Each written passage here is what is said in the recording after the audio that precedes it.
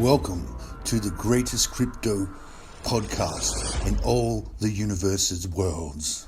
Welcome to the Orange Brick Road.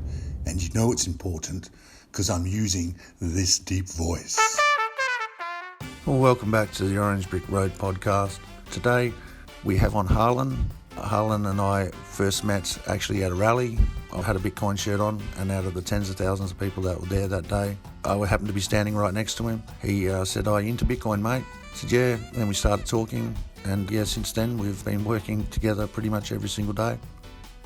Harlan is by far one of the most intelligent people I've ever met. His IT skills and just his intellect and his knowledge, just absolutely amazing. But more importantly, he's just an awesome guy. He's one of the calmest and smartest people I've ever met, and also absolutely one of the nicest. So anyway, I hope you enjoy. Like, subscribe, share. Cheers, guys. Okay, today we've got Harlan. He's basically the right-hand man when it comes to Orange Brick Road. So say hello, Harlan. Hello, everyone. I'm Harlan. What we're going to be doing is just going through basically everyone that's involved in Orange Brick Road and getting to know them a lot better. And it gives me an opportunity to get to know them, though I've been working with them for a long time. It gives me an opportunity to get to know them a little bit better as well. So I suppose the first question I'd have to ask is, get you to just give a little brief rundown of your background and then how you got into cryptocurrency. Sure thing, Brandon. So my background is I'm actually a mechanical engineer by, that's what I studied at university, essentially. And when I graduated from university, I went to Denmark, as in Europe, in Scandinavia, and I was working over there as a coastal lifeguard. During university, I studied in Norway, fell in love with the people as well as the countries and the landscapes when I was visiting them. And basically, I wanted to find a way that I could get back to Scandinavia to experience that a little bit more. And the way that I did that was through an exchange program between my lifeguarding service in WA, Australia, and the lifeguarding service in Denmark. And so anyway, I basically ended up working there for 4 Danish summers in a row. Danish summers about 8 weeks long. And after the first season, it was after the second season, because after the first season, I ended up coming back to Australia. After the second season, I ended up deciding that I would stay in Denmark. And through some family friends at the time, basically I ended up getting a job working as a research assistant in a neuroscience laboratory in Copenhagen. And so that was my job essentially during the times that I wasn't working on the beach, which was a large portion of the year. I think it was about 4 or 5 years ago now, I ended up moving back. No, sorry, I think it was 4 years ago now, I ended up moving back to Australia. And basically I started a mining engineering graduate program with an underground contracting mining company. And yeah, essentially what that involved was working through all the different roles underground, as well as working in the office as the project engineer. And so I did that for, it was 2.5 years. And here I am now working together with Brandon as a cryptocurrency consultant, as well as a security, with a focus on security. However, how I got into cryptocurrency, that started back when I was at university back in 2014, together with a good friend of mine. So that was basically just after coming back from exchange in Norway. So it was my final year of university, I believe. And yeah, that there was a interesting story, that one. I'll just take a pause. So Would you like me to go into the full story of the mining at university and stuff? Because like maybe they'll come after me. Because I know my name, and Yeah, this is a that's right. live admission. Timestamp. Yeah. No, well, you got into mining quite early, didn't you? Yeah, we can kind of just Yeah, leave it at that. So you're mining yeah. Bitcoin in what year? So it was back in 2014. Myself and a friend, we basically bought our own cryptocurrency miner, and yeah, we were playing around with mining. It started off to begin with just mining on our desktops, but we soon, or well, on desktops, we soon realized that the computing power was not enough, and so we decided to invest in our own Bitcoin miners. And so we were mining Bitcoin with our miners. And so we were learning the process, how to do that, learning more about Bitcoin and the world of cryptocurrency from there. What So it what was sort of interesting. gave you the impotence to sort of look at Bitcoin and see its potential? So my friend that I was referring to, when I was in exchange in Norway, he was actually on exchange in Sweden. And one of his roommates, or sorry, dorm mates, she was basically using Bitcoin at the time to make purchases from dark markets for whatever products or goods she was buying at the time. Might have just been some weed. I don't know. Yeah, a few hitmen. Yeah, but anyway, like my friend, he's he's very libertarian. So him and her got conversing, and basically she was teaching him like what Bitcoin is, how it works, and I guess the values behind it. And him being libertarian was fascinated because I mean, Bitcoin has been uh, expressed or described as libertarian money, essentially. So that caught his eye, and when he came back to Australia, or yeah, that's when he first taught me about Bitcoin, and yeah, I was very much. I guess that was the start of my awakening in terms of the libertarian view of the world. Yeah, cool. Yeah, cool. Yeah. Um, yeah. So yeah, that's where it all started. Where do you think? Because I mean, basically, it was started up by I don't know, anarcho-capitalists, libertarians, people, cyberpunks, that sort of thing. And now it's sort of transitioned into the mainstream where you've got countries, institutions, right down to mum and dads, buying it. That whole transition you've actually experienced and lived through. Do you think it's a good thing or a bad thing?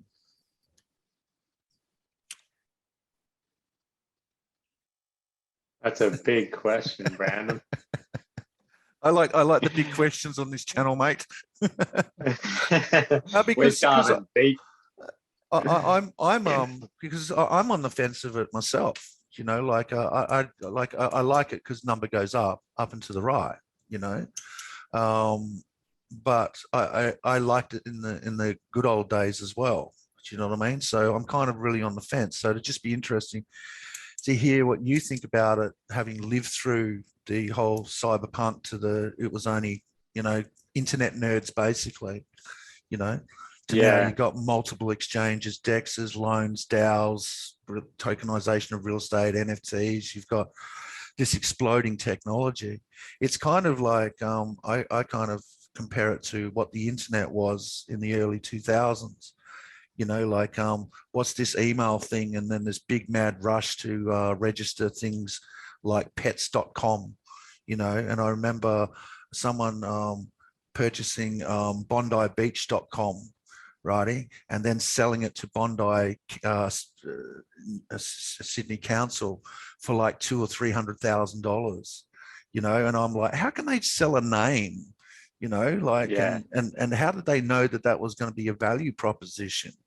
Do you know what I mean? But it was the nerds and the people that had foresight to look at that thing. And I kind of see, because even in that boom, with that the internet tech and all that, with the internet boom, if you had .com after your name, and the share price would just go ballistic. But 99% of them failed.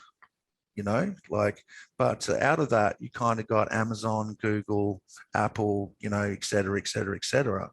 So that's how I feel that the crypto market's in at the moment, because you've got what, 2,500, 3,000 coins, plus, and it all started from Bitcoin. So yeah, it's just interesting how you view the market now. Do you see it oversaturated, or do you see that there's potential in things, or where are you at with it? Well, I guess going back to your question, the fact that I've seen it go from its infancy to where it is now, like you said, with institutional money flooding in, I'm also very much on the fence, because I mean, Bitcoin was designed to be a peer-to-peer currency, such that people could exchange value very easily with one another. Whereas now, I'm sort of seeing Bitcoin more as a store of value. It's not very often that I actually transact with a person peer to peer to make a purchase with Bitcoin.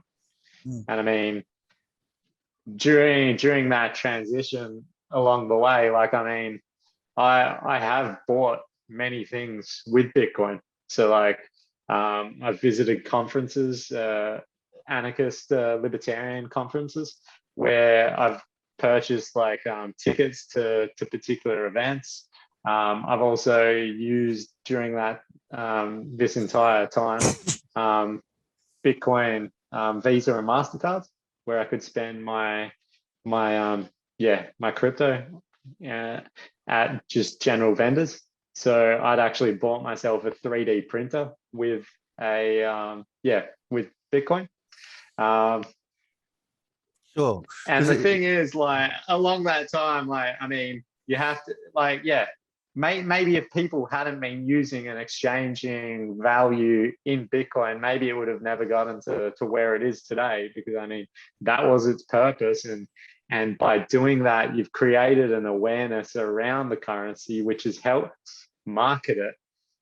But yeah, today, the people that are doing really well in crypto are the ones that had held on to their crypto through the highs and the lows. Yeah, that's right. Because originally it was peer-to-peer, digital money, right?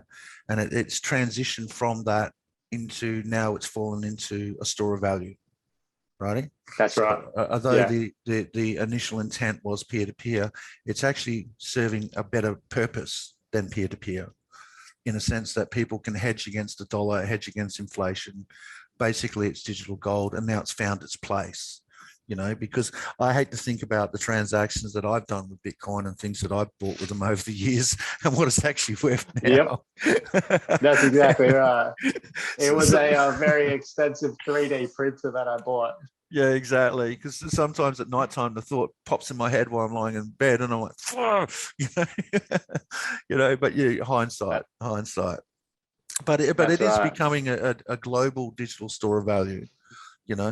But how do you see the role in like Ethereum to Cardano to Polygon Matic, these different protocols and what they do? Do you see that the potential for it? Did you see a clear winner, or is it pretty much just watch this space at this stage? Where are you at with it? Yeah, I feel like life is an iterative process. You try something, you learn from your mistakes, and you try and integrate better solutions from those mistakes or those poor decisions that you made in the past. And I just feel like it's the same with the crypto market. It's like Ethereum was the first. They've learned a lot along the way. And now we're also seeing other projects popping up like Cardano and Solana. And they're essentially, I guess, trying to solve the same problem, but through different lenses and knowing, I guess, the failings or the shortcomings of Ethereum. So, yeah, I don't see a clear winner, but I do believe the fact that people are working on solving similar problems in different projects is beneficial for the space in general, because yeah, it's collaboration, right? It's like you see how another person's solving an issue, and it's like, oh, that's a great idea, and then we see someone else that fail at doing that, and it's like, why did they fail? And it's like, okay, let's not do that. So I'm not going to say whether I see there's a clear winner or whatever, but I believe everyone working to solve these issues in different manners is beneficial across the space. Yeah, 100%. I'm of a similar view, and you'll find. Well, I think we will find that they will go off into niches, you know, and they'll specialize in separate things and have their own value proposition and their own network and their own sort of, I don't know, tokenized value of what it gives to the community or the token holder or what that protocol does, you know. So it's not like they're all competing to climb up the same hill, you know. Well, maybe they are completing right. the same hill, but there's different paths there to achieve different results, you know. Yeah, so, that's right. Yeah, and they can see what each other are doing. I mean, it's pretty much all open source. They know what they do. You know, there's no hidden like copyright, you know, where they sit in a little laboratory for 3.5 years and develop something in secret and then release it. Do you know what I mean? Yeah, So it's right. very much have that principle of open source. Where do you think the traditional financial market is going, and how they're reacting to crypto? I think it's going to a big fat zero. We can only hope. Yeah, I hope it's going to a big fat zero. Because I mean, ultimately, like Bitcoin and its solution is well, I guess the crypto sphere, sorry, with decentralized finance. It's offering solutions and a lower path to entry, you know, for the everyday person to basically be able to get in and gain value from something that previously only ever like centralized corporate financial institutes were able to participate in, or people with massive amounts of capital. So the way I see it is that what crypto brings to the world of finance is a improved and more accessible financial space for the everyday person. Yeah, it's reclaiming a bit of power and control for us. Yeah, it's such a low barrier of entry and a low threshold, you know, where yeah, that's the word I was looking for. There you go. Where you got like someone that's working minimum wage, but they can put in $10 a week, you know, to that's someone, exactly right. And they can build value from that. Whereas, you know, in traditional finance, you know, if you put $10 a week, weekend, that wouldn't even pay the broker fee, you know? No, precisely. That's exactly right. Yeah. You know, 100%. And if you had, say, $10,000 to invest, once again, there'll be very little institutional investors that are interested in you because you're such low liquidity, you know? 100%. And actually coming back to the person that's putting in $10 to invest, previously that person was probably part of the percentage of the world population that was unbanked. They possibly didn't even have the ability to open up a bank account. Whereas the crypto sector actually opens up a world to a financial world to people that previously were unable to access those services. Yeah, exactly. It's sort of giving power back to the people, as you know, as strange as that may sound, but that's how I see it. You know, I originally got into crypto for the principle of it. You know, and the making money out of it is just a bonus. You know, it That's really right. is, because you meet just incredible people in the crypto sphere. You know, because they all have, I think, one thing in common is they want sovereignty, and they want control over their lives, and they want a future, not only for themselves but for the That's family, exactly right. for their loved ones. You know, and they can also see the value proposition of working 9 to 5, which is you work 9 to 5, you are literally going to go be broke by the time that you hit retirement. Well, 90% of the population anyway, you know, like you do have the Yeah. higher paying jobs and all that sort of stuff. But just for the average person, it just gives a whole level of empowerment, you know.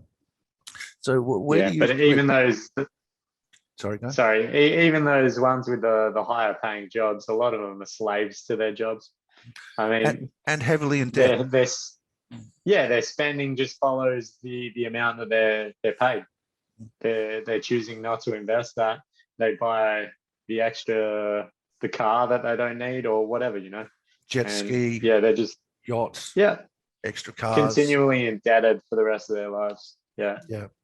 Yeah, that's how I see it. I see it a way of getting out of servitude, you know, that's it. Yeah, because that's what the traditional financial market, it's, what is it George Carlin says, you know, it's a big club and you ain't in it, you know. And yeah, it's a big club and you're not in it, you know, because yeah, the higher echelons of the investment community and the banking industry and all that sort of stuff, they're not designed for me and you, and they never will be. no, If anything, they're designed to abstract value from you and I, either through inflation or stagnation or recessions, where they rebuy, you know, assets at, you know, such a low price and cause market cycles of boom and bust.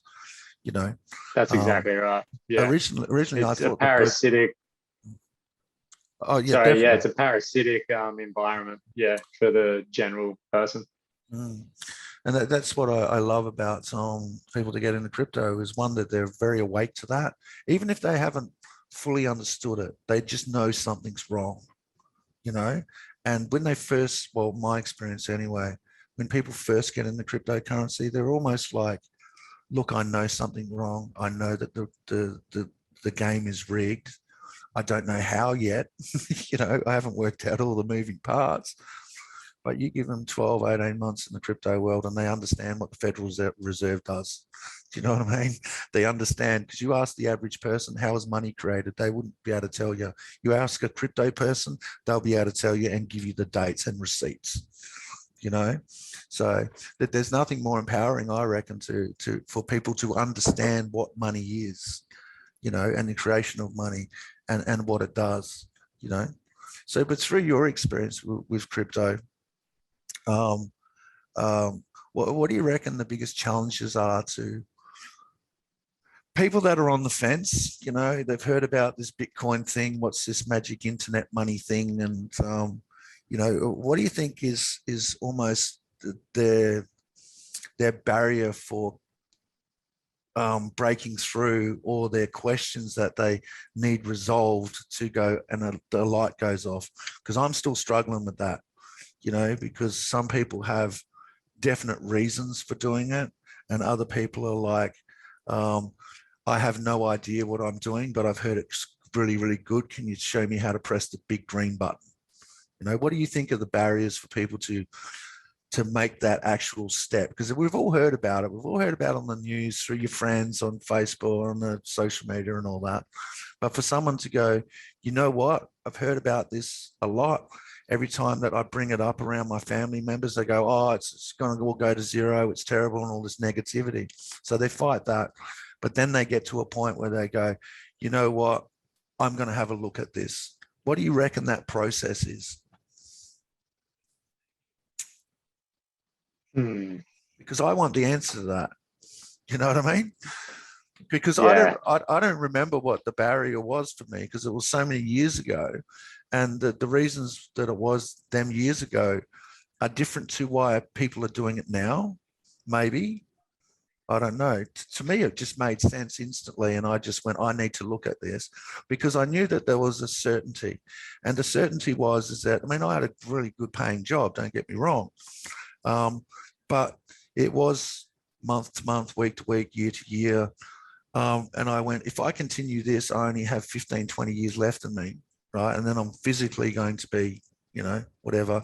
I'm also spending 12, 14-hour days away from my kids and my family and my loved ones in order to have that large income.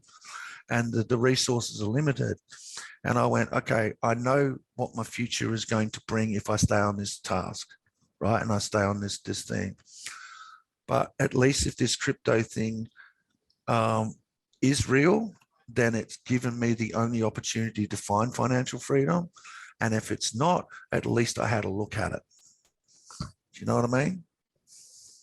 Yeah, I think so. I think it also links back to your previous question. Like, again, the reason that I jumped in was because it aligns with my values. I like to make investments and put my money, because your money at the end of the day is a vote of what you believe in, or the people that you wish to support, because you believe they provide value to the world. So for me,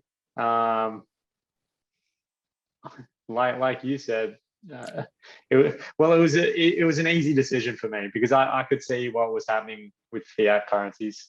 I can see where they're heading and how they extract value from the general person at the bottom of the pyramid. So for me, I didn't have so much of a barrier once I understood what it was, because I was like, well, actually, this is a hedge against, an inflationary fiat system. So for me, I wanted to find a way to protect my wealth and my assets, and the fact that it was helping the network grow, as well as that I've seen gains of that along the way, has been nice. But that's not the reason I got into it. It was because I want to create a better world, and I want to be a part of that process. Hi everyone. Just a quick plug before we get back to the show. Crypto markets can be quite overwhelming space to be involved in, especially if you're starting out. There is a lot to get your head around, like security, purchasing crypto, exchanges, wallet, taxes, and a whole bunch more. That is why we've pulled together an expert consultants to help you through the journey. If you jump on our site at orangebrickroad.com.au/crypto-consulting, you will find a number of different consultants with specialties in different areas. Simply book a call with a consultant and you're off and running. Once again, that is orangebrickroad.com.au/crypto-consulting. See, that's the dichotomy almost, is that we are very similar on our paths to Bitcoin. It was almost like we were prepared for the Bitcoin and the cryptocurrency proposal or the value proposition, because we already had that. But when you've got mums and dads and traditional stock guys and real estate people that work on mine sites, offshore oil rigs, stacked the shelves at Coles, to a carpenter, candlestick maker, baker, all that sort of thing, they don't come from it from that angle, right? So that's what I'm trying to work out in my head is what is making them, or what is the barriers that are in between them to get onto the crypto and understand its value proposition. Because I think if we overcome that, that is going to onboard people. Because the one thing that I really, really enjoy about this, and I'll do this for free, I literally do most of the time anyway. Half the time I forget to invoice people, and just because I'm terrible at that sort of thing, and whatever. And if a friend asks, or a friend of a friend asks, I'm like, yeah, man, I'll show you out. Because over the years, I've got people in the cryptocurrency and just having that investment mind frame, that now that they have a high level of financial security, and there's no better job that you can do than that. is to empower people to, because it changes everything. It's because they're not short term anymore. They're not week to week, month to month, pay the bills, have a little bit left over, go to the pub. Come next week, they've got $35 in the account and they're waiting for payday. When they start investing, they go, okay, where am I going to be in 2 or 3 years' time? Where am I going to be in 30 years' time? So it almost changes them in an aspect too, that they start to consider their health, and their relationships with people, and their education. Even it gives them that longer time frame. Do you know what I mean? So you've obviously, like we all both got into it just for ourselves, but along the way we've introduced a lot of people. It's that network effect. Have you experienced that yourself? Have you got people in the crypto and now they're okay, or they're fully red pilled and they're down the orange brick road?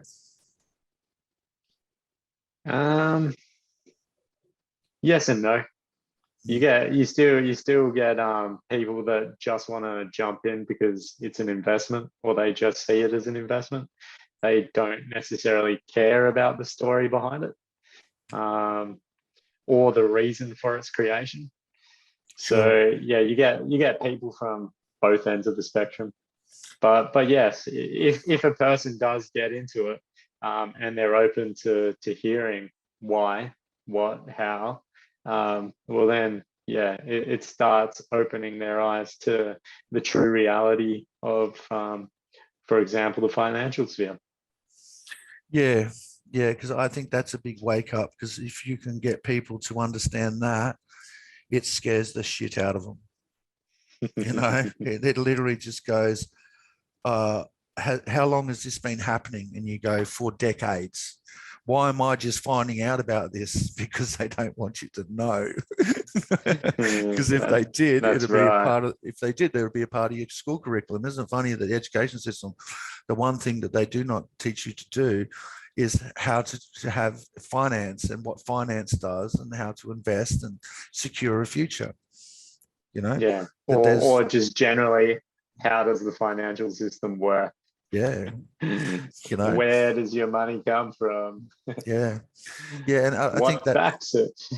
Yeah, that's it. What gives it value? Yep. Because as soon as they realize that, well, they learn that, then they realize that taxation is theft. Yeah, it's literally stealing off the masses in order for them to fund needless foreign wars, bombing third world countries, and just doing nefarious things like printing money. People don't realize that the printing of money is a form of taxation. That's right. Yeah, inflation. Yeah, it sucks the value away again.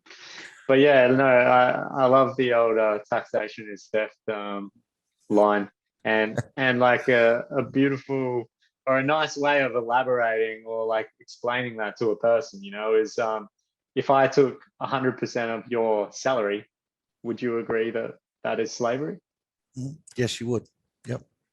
Yeah. So then, at what percentage does it stop being slavery? Yeah, servitude, right? Yeah, yeah, exactly. That's right. So even if I took 50% of your salary, right, it's still slavery. Yeah, that's right. The only percentage at which it stops being slavery is zero. Yeah, and the irony is that people say that the politicians work for you, right? They work for us. You know what I mean?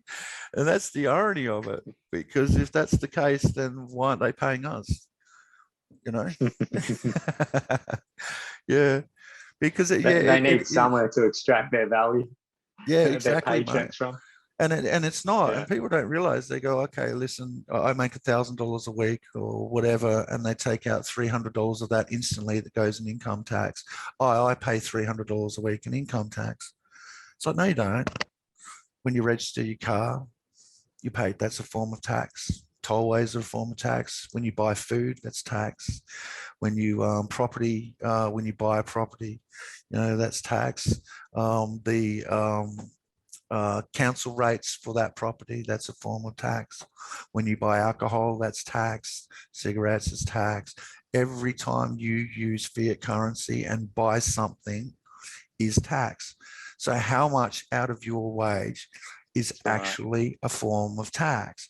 Now, if they were to make them numbers real and go, okay, that 32% out of your wage that comes out of it, that's just half of it, because by the time you buy everything and do everything, there's another 20 or 30%. So you're only really left with about 40% of your true income. And that 40% is getting devalued by the day of actual purchasing power through inflation. And if them figures were actually real, and preserve people, they'd be like, why the fuck am I spending out of 10 days that I work, 6.5 of them are for the government? And now I have to support a family. I have to support my wife, my family, or, husband, my loved ones, buy a house, invest in it, pay it off, and have enough money for when I retire. Out of the 35%, you've decided to leave me to be mine. If that's not the definition of slavery, righty, because, it literally is servitude.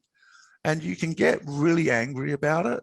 And I've seen it happen to people where when they learn it and it starts clicking and all that, and, they're getting into crypto and whatever, or they're learning about it, they can get very depressed, and they get, it's overpowering because they feel, I can't fight against this force. I don't have a choice. This is my lot in life. And you're like, no, it's not, righty? The answer, in my opinion, is cryptocurrency and investing, right? This is your way out of that, using your little 35, 40% that they let you have, to get a portion of that, to give you independence to get out of that system, because we don't need that system anymore. Would you agree with that? That's exactly right. Yeah, I totally agree with that. Yeah. Because we need to because you build our own environment which we can thrive in. Yeah, exactly. They're separating from the traditional norms of the taxation, the inflation. You're creating your own community, but you're also creating your own future and having some power over that. Because instead of being angry about it, which you can be, right? You can really sort of look at government and wars and foreign wars and all that sort of stuff and just go with pure anger. Or you can be really depressed about it and go, okay, listen, there's nothing I can do about it. Or you can just nut up, and just go, no, I'm going to do something about this, right? And I reckon that is almost the trigger. It's almost like an energy of anger or frustration, or I can do something better, that people need to do, as opposed to I'm going to wake up tomorrow and do exactly the same thing as I did the day before, righty? I'm not going to learn about something and study about something because it's too confusing, because getting into crypto is confusing, righty? Magic internet money, where's it come from? What's value proposition? What is network effects? And all the noobs and all that, getting into it. But I say to people, is that, listen, for the first 6 to 12 months, you're not going to have your feet on the ground. You know what I mean? But after that period of time, you're going to have an understanding. If you don't dedicate an hour or two a day to this, in 2 or 3 years' time, one, you're going to be regretting it, but then you might go, bugger it, I'm going to start learning it. Well, you've just wasted them 2 or 3 years, Yeah, and again, it comes down to that time preference that you were talking about before. It's like if 60% of your salary or your wages is disappearing to the government, I mean, the sooner you start using that money and putting it into things you believe in, I mean, the sooner you're going to be able to also step out of that environment, Yeah, because that's pretty you're much going to be, what you and I can do. And that's right. And the whole libertarian perspective, anarchist perspective, as well as cryptocurrencies, is taking responsibility for your own life and your own actions and not expecting other people to do that for you. But most people don't want to do that. No, and so I guess that's probably another barrier, So the thing is, like, to be able to take responsibility for your actions and your future is to become an adult, to grow up. Exactly. You know, Because if and you're not taking responsibility, then someone else is. You know. That's right. And as we've seen, they're taking advantage. Yeah. So if you wish to grow or develop as a human being, this is the path that I see forward as well. You know, it's Yeah. So it's a lot all in one, and it's a hell of a journey. Yeah, it is, but it's worth you taking. You know, and it's funny that Totally. you know you get people that, oh, I don't know about this crypto thing, I'm scared of it, and you go, okay, let's just concentrate on the first thing. You know what I mean? And then when Step you by can do step. that, and then the next thing, and just work at their pace. You know, and it can be, you know, frustrating sometimes when you're online, because we do a lot of online and teaching and all that, and you go, okay, go up to the top left-hand corner, click that. No, the other left. No, the top, not the right. Oh, closed it down. All right, open that back up. Hit refresh. You know, and they're, oh, I'm sorry. I'm not all that good with computers, or I'm a very hands-on person. You know, like I'm a tradie or whatever. You know, they don't spend a long time. But see, I love dealing with people like that. It is frustrating, right? But I'm like, you know what? This person is right out of their comfort zone. Do you know what I mean? And That's right. they are physically displaying, one, their lack of knowledge, righty, and how much they're out of their comfort zone. They're displaying that in front of another human being that they barely know. So yeah, and that's goosebumps on courageous thing to do. You know. that. Yeah, I absolutely celebrate that. Instead of them knocking off work, going home, drinking 4 beers, having dinner, drinking 2 more beers, sitting in front of like mainstream media with their mouth open, just absorbing stuff, going to sleep, waking up the next day, doing the same thing, rinse and repeat, you know? That's right. Because if you get a carpenter that might be extremely good at his job, you know, or even a bricklayer, extremely good at their job, or even engineers, you know, they're a bit more tech savvy, you know, but it's all new to them. So it's even with the younger generation where they are very social media, sort of instant response. You know, they want to know something, look it up, you know. But if you can teach them time horizon, like cryptocurrency and investing is not, I'm going to put $1,000 in the Dogecoin, I'm going to be a millionaire by the end of the year. I mean, don't get me wrong, it does happen, right? But it's more about teaching them time value, you know. I think you're frozen, brother. Yeah, we're back now. Can you hear me? Can you see me? Yeah, man. Yeah, you're back. Yeah, cool. So yeah, just back to that train of thought. What were you saying? No, yeah, there's a lot to learn. And I think teaching people one-on-one, which is what we do, you know, and we're also running courses on different aspects of it, and we've got a community that we're building. So when new protocols are coming on, we get people that are involved in that to come on and give free seminars and explain things and all that, and then answer questions. And then if they're interested in it, they can then contact that person directly and ask them about that protocol, and you know, and learn about it. I like the aspect of the one-on-one, you know, helping people for the most basics of stuff, like getting to understand the difference between having your crypto on an exchange and having it in a wallet. Do you know what I mean? Where we can explain that to someone in 5 minutes. Whereas if they're searching around on YouTube or on the internet, they're getting different informations and they don't really know or understand. But as you're explaining it to them, they can also ask questions. And I know that if someone's mind is working, is when they're asking me questions, because some people you have to explain it to them in the ethereal, some people you have to explain it to them in the visual, you know, and some people you have to explain to them in the technical. Do you know what I mean?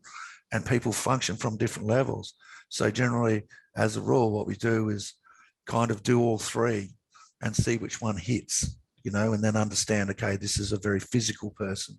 So we explain it in physicality and in pictures, as opposed to a technical person, you know. And it's the one-on-one, because not only with the teaching one-on-one and taking it through people, but while you're waiting for things to load and all that, you get to know them on a personal level, right? And I think people are more open to talk about their personal things and all that sort of stuff. It's because you're dealing with something that's so personal, which is their finances and their future and their goals and their aspirations. Do you know what I mean? So it very much That's right. opens them up for that type of conversation. So you get to know them very, very personally and become very, very good friends. You know, and I think that that's why the crypto community are so close and help each other and open to helping each other, you know, because I'm sure that you've had to lean on a few people throughout your time, you know what I mean, and ask them questions and learn, you know. Yeah. Yeah. Collaborate, Yeah. coordinate, work Exactly. together. Yeah, exactly. Yeah. In voluntary manner. That's right. Volunteerism. Yeah. Yeah, 100%. All right, mate. Well, we might wrap it up, but before we do, I'm just going to add this in for Micah. Maybe you can incorporate this. This is basically the website. You see that all right, Harlan? Yeah. Yep, cool. All right, so this is the team. And we have different people that do different things like onboarding consultants. They're people that basically just run you through how to sign up to an exchange, how to KYC, know your customer with a government regulation, connect your bank account, walk you through the basics, buy, send to a wallet, how to secure it.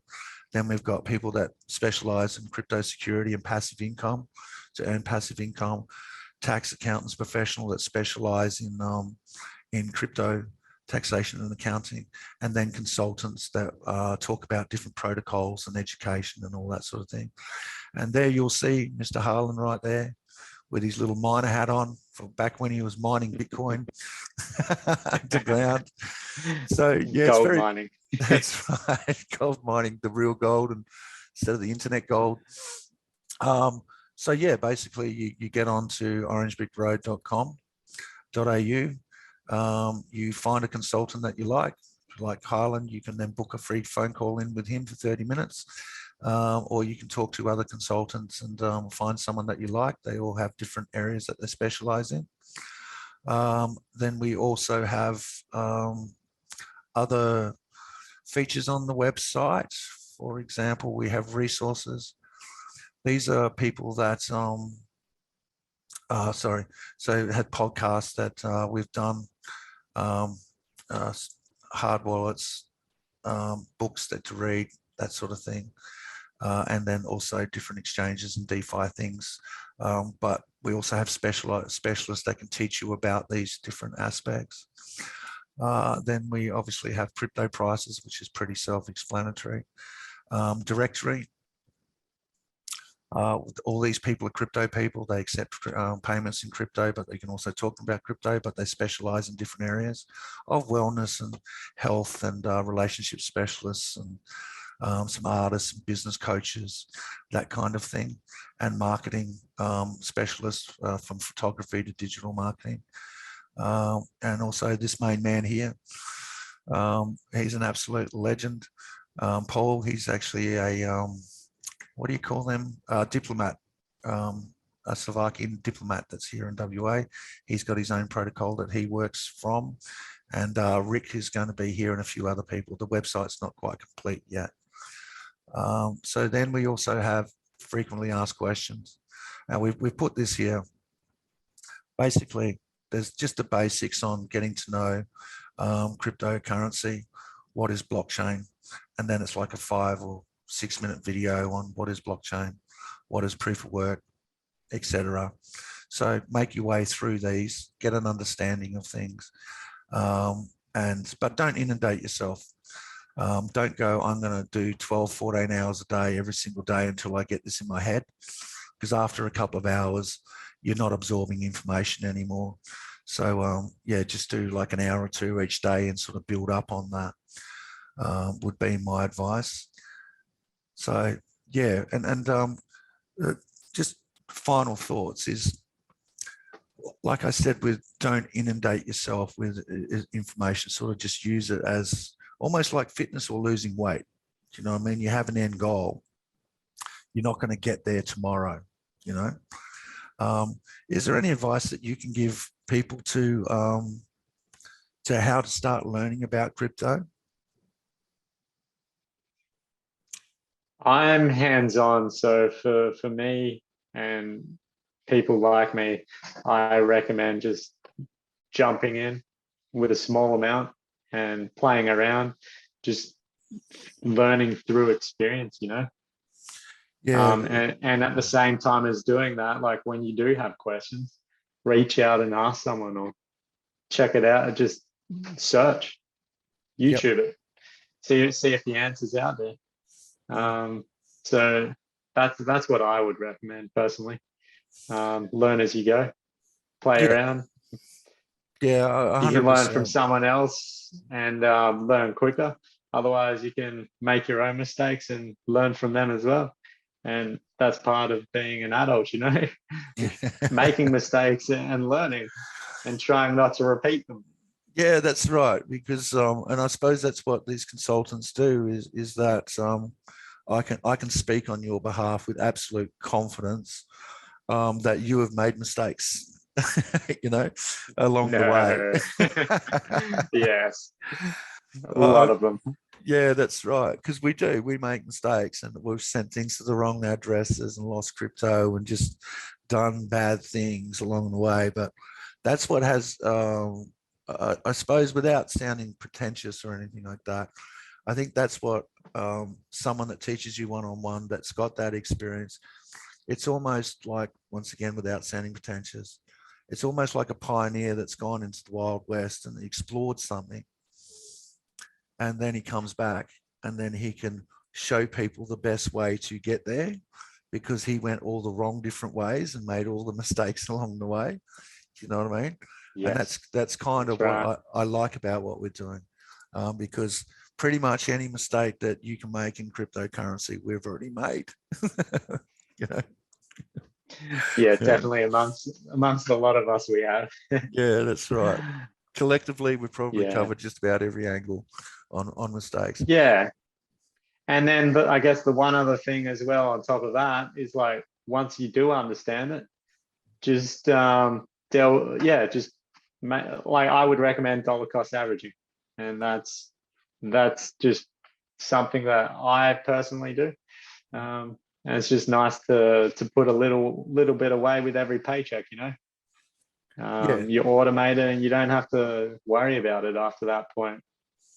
yeah, it becomes a savings account, basically, that, but a savings account That's that it. grows, you know. And for the Yeah. noobs out there, dollar cost averaging is basically I'm going to buy the same amount every week or every second week for a long period of time. So you Yep. dedicate $100 a week and you buy $100 worth of Bitcoin every Thursday or every month or whatever it may be. The chart goes up, down, pulls back, goes all over the place, which it does. You bought here, all over the place, but you've averaged in the middle, you know. Yeah. And it really is. It's the best return on investment is dollar cost averaging. Hey. That's right. And it's simple because you can maintain a life outside of, yeah, that's Trading. it. And by the way, that was not financial advice. I'm not a financial advisor. It's just what uh, I do. yeah, cool. It's just what we live by and what we do every day, you know. Yeah, That's it. cool. Well, thank you so much for joining us, mate. And it's been an absolute honor and blessing getting to know you over this time that we've spent a lot of time together. Um, and just, yeah, what you bring to the crypto community, you know, like just not only your knowledge, because it is deep and very sound, not only in traditional finance and political, but technical knowledge, but just, yeah, just who you are as a person, you know, like, because you're one of us in the sense where I'm one of you in a sense where we're more about empowering people and helping out people, and then looking at it as a financial transaction, you know. Yeah, we do get paid to do what we do, but that's because we give value, you know. Yeah. And we value the services we're providing, Exactly. and other people value them. Yeah. Otherwise they wouldn't pay for it.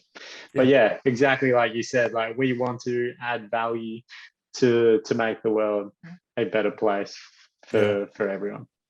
Yeah, that's right. Well, not for everyone. You might need to cut this bit out, Micah. Not for the police force or the politicians. We actually want to make that one. No, fuck it. Actually, leave that in, Micah. Cool. Well, thank you very much for joining us, mate. It's been an absolute pleasure. The pleasure's been all mine, mate. I get that a lot. Thank you for listening. Please like, subscribe and share. Follow us on Orange Brick Road on Twitter, LinkedIn and Facebook.